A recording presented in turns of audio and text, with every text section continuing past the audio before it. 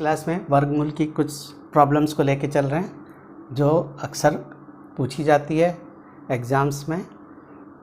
तो पहली प्रॉब्लम्स है हमारी, कुछ समस्याएं हैं उनको लेके सॉल्व करेंगे कि एक नंबर है और वो नंबर है 1 2 3 4 और ये पता करना है कि उसकी इकाई स्थान, यानी कि जब भी हम इकाई दहाई की गणना करते हैं तो इस तरीके से करते हैं, यानी कि राइट से लेके लेफ़्ट को जाते हैं। तो इकाई के स्थान पर है 4, यानी कि यूनिट प्लेस पे जो है हमारा क्या है 4 है। तो बताना है कि जब इसका स्क्वायर रूट करेंगे तो जो स्क्वायर रूट आएगा उसके इकाई प्लेस पे कौन सा नंबर आएगा।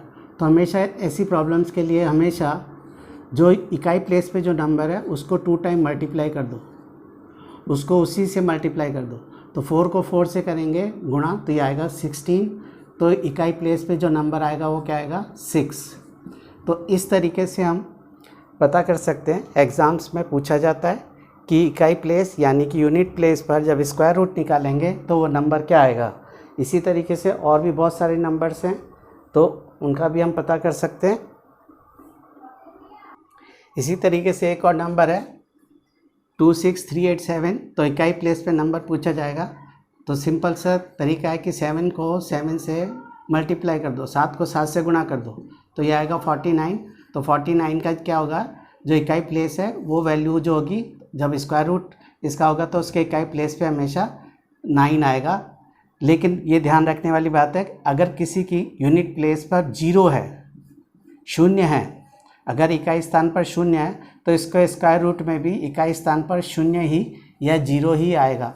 ये हमेशा ध्यान रखना है कि 0 पर हमेशा इकाई स्थान पे 0 ही आएगा।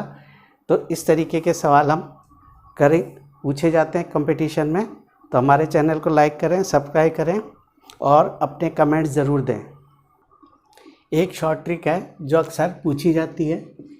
एक नंबर है 727। तो देखो ये जो नंबर है ये क्या है, विषम संख्या है।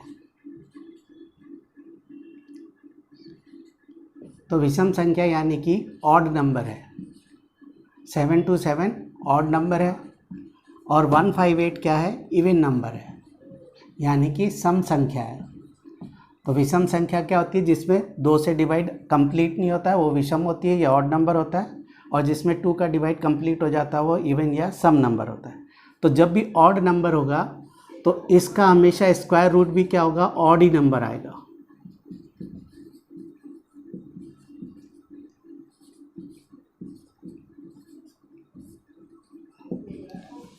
और अगर कोई इवन नंबर है तो इसका वर्गमूल यानी कि स्क्वायर रूट इसका क्या होगा, इवन ही आएगा, यानी कि सम नंबर ही इसका